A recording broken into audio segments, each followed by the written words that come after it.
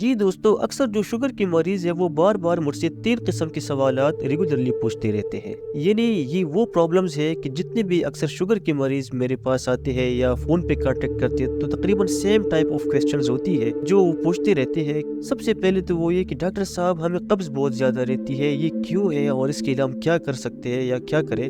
دوسرا اکثر وہ پوچھتے ہیں کہ پاؤں میں جلن ہوتی ہے، سوزش ہوتی ہے اور یوں لگتا ہے کہ جیسی سوئیاں چبھ رہی ہو، اور یہ زیادہ تر رات کے وقت بہت زیادہ ہوتا ہے۔ اور تیسری بات جو اکثر آ کے پوچھتے ہیں کہ ڈاکٹر صاحب ہمیں تھکاوٹ ہر وقت بہت زیادہ رہتی ہے اور جسم درد کرتا ہے، تو اس کے لیے وہ ٹریٹمنٹ کا پوچھتے ہیں، بہت زیادہ پریشان بھی ہوتے ہیں۔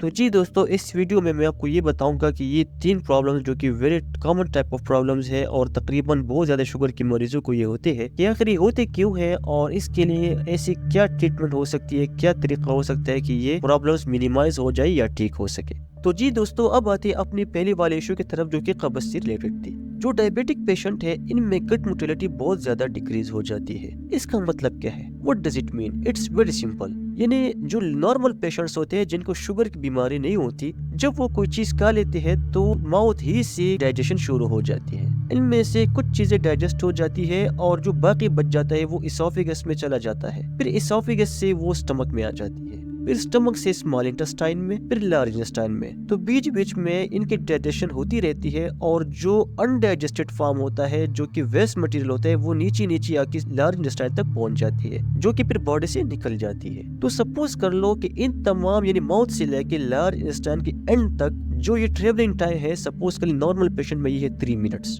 تو اب ہوتا یہ ہے کہ جو ڈائبیٹک پیشنٹ ہے، میں یہ آپ کو بتاؤں کہ ان کے چونکہ گٹ موٹیلٹی ڈیکریز ہوتی ہے، تو سٹمک سے لے کے جب بھی لارج انٹسٹائن تک جو سفر ہوتا ہے، سپوز کر لو جو نارمل پیشنٹ میں 3 منٹس جو ٹریولنگ ٹائم تھا، ان میں یہ 8-10 منٹ تک پہنچ جاتا ہے۔ تو اس کی وجہ سے یہ جو پیٹ ہے یہ سخت ہو جائے، کنسٹیپیشن ہو جاتا ہے، کیونکہ جو پانی والا پورشن ہے، جو پانی ہوتا ہے جو ہماری فوڈ میں، وہ تو ایبزارب ہوتا رہتا ہے، لیکن جو باقی بچ جاتے ہیں وہ بڑی سخت ہو جاتی ہے۔ تو اس وجہ سے اکثر یہ شوگر کی مریضوں کو یہ ایشو ہوتی ہے کہ یہ کنسٹیپیشن کی بہت زیادہ کمپلینٹ کرتے ہیں۔ اس کی بیسک ریزن یہ گٹ موٹیلٹی کا ڈیکریز ہونا ہے۔ تو اب اس کا ہم کیا حل بتا سکتے ہیں، کیا کر سکتے ہیں اس کے لیے؟ تو سب سے پہلے یہ کہ پانی کا استعمال زیادہ کیا کریں۔ دوسری بات، اپنی فوڈ میں فائبرز والی ڈائٹ جو ہے وہ انکلوڈ کریں اور فائبرز والی ڈائٹ زیادہ لیا کریں۔ تیسری بات کہ سٹریس کو اوائڈ کیا کریں، کیونکہ سٹریس سے بھی یہ ہو جاتا ہے کہ مزید کنسٹیپیشن جو ہے وہ ایگریویٹ ہو جاتی ہے۔ اس کے علاوہ بیشتر ڈاکٹرز بلکہ یہ ڈرگ آف چوائس ہی ہے کہ اس میں میٹوکلوپرومائڈ کے ٹیبلٹس دیتے ہیں۔ یہ میٹوکلوپرومائڈ جو ہے یہ پروکائنیٹک ایجنٹ ہے، اس سے گٹ موٹیلٹی جو ہے وہ انکریز کر جاتی ہے۔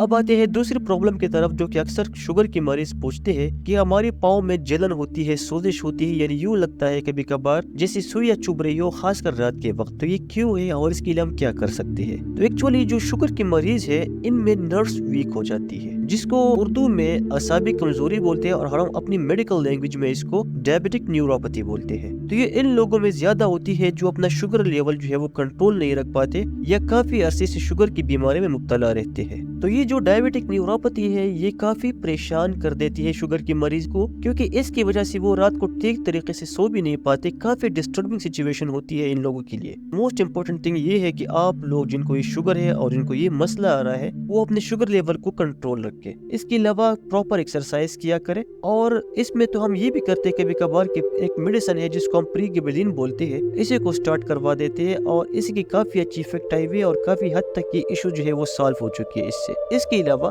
جو سوزش ہے، جو جلن ہوتی ہے رات کے وقت بہت زیادہ ہوتی ہے، تو اس کے لیے کریم جو لوکل مارکیٹس میں ایزیلی اویلیبل ہے، فار ایگزامپل جس طرح کیپسیڈول سولوشن ہو گئی، اس کی لگانے سے بھی امپروو ہوئی ہے اور کافی حد تک ٹھیک ہوئی ہے۔ اچھا، تھرڈ پرابلم یہ ہے کہ شوگر کے مریض اکثر یہ کمپلین کرتے ہیں کہ ہمیں تھکاوٹ بہت جلدی ہو جاتی ہے اور جسم میں انرجی نہیں ہے۔ تو اب مسئلہ یہ ہے کہ جو شوگر کے مریض ہے ان میں شوگر کی لیول بہت زیادہ ہو جاتی ہے، جس کو ہم ہائپر گلائسیمیا بولتے ہیں۔ اب ہوتا یہ ہے کہ جو ہماری مسلز ہے نارملی اس مسل کو انرجی کے لیے گلوکوز چاہیے ہوتی ہے اور اس کو یوٹیلائز کرنے کے لیے انسولین بھی چاہیے ہوتی ہے۔ اب چونکہ شوگر کی مریض میں یہ مسئلہ ہوتا ہے کہ یا تو انسولین پراپرلی پروڈیوس نہیں ہوتی، یا پھر اگر پروڈیوس ہوتی بھی ہے تو ایک ریزسٹنٹ ہوتی ہے جو کہ جا کے گلوکوز کو یوٹیلائز نہیں کروا سکتی مسل سیلز میں۔ تو یہ ہو جاتا ہے کہ مسل جو ہماری یہ گلوکوز پہ چلتے ہیں، جو کہ گلوکوز ان کو انرجی پرووائڈ کرتی ہے، تو وہ پرووائڈ نہیں کرتی، جس کی وجہ سے مسل ایزیلی فیٹیگ ہو جاتی ہے اور تھکاوٹ کا احساس بہت جلدی ہو جاتا ہے۔ اس لیے I always suggest to all the diabetic patients کہ جن کو بھی شوگر ہے وہ اپنی शुगर लेवल को कंट्रोल में रखा कर। अपने डाइट पे खास ख्याल रखें और परहेज किया करें, स्ट्रेस अवॉइड किया करें, और जो भी मसला आए ना तो फौरन अपनी डॉक्टर के साथ इसको वक्त में कंसल्ट किया करें ताकि बाद में पेचीदगियां ना बने।